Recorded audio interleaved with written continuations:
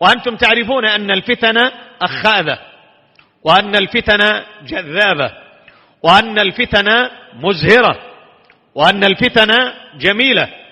وبما أنها جميلة وملفتة وجذابة فإن السير إليها كثير.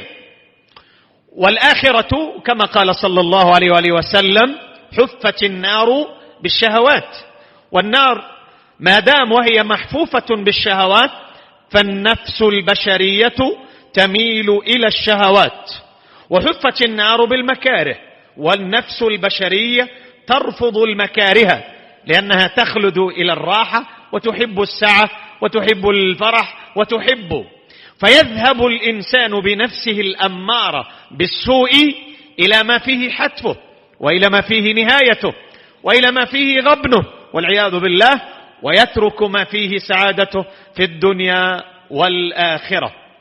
ولهذا العلماء والدعاة مهمتهم التوجيه والإرشاد، التغذية. والمقصود بالتغذية هي تغذية المجتمع بما ينور المجتمع بالعلم النافع، يبعدهم عن العقائد الخبيثة الباطلة، ويبعدهم عن الأفكار السيئة المنحطة، ويصحح للمجتمع مفاهيمه، وينور على المجتمع. وهذه هي مهمة العلماء ومهمة الدعاة إلى الله تبارك وتعالى. فالعلماء والدعاة إلى الله عز وجل مهمتهم كبيرة في وسط المجتمع المسلم. والناس كالغنم السائبة تحتاج إلى من يرعاها، من يسوسها، يقودها، يحميها من أن تأكلها الذئاب، فإن الذئب لا يأكل من الغنم إلا القاصية، ومن لا راعي له يؤكل، ومن لا حامي له يسحب ويسرق، وهذا أمر معلوم جدا.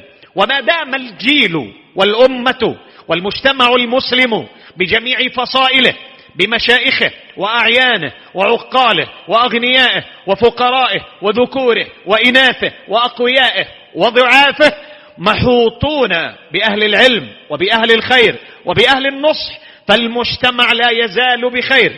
وإذا ابتعد أهل النصح والتوجيه والإرشاد عن المجتمع وتركوهم لقمة سائغة للذئاب والأفكار المنحرفة سترى العجب العجاب عياذا بالله. أسأل الله عز وجل أن يحمي صغارنا وكبارنا وذكورنا وإناثنا وجميع المجتمع كله من كل سوء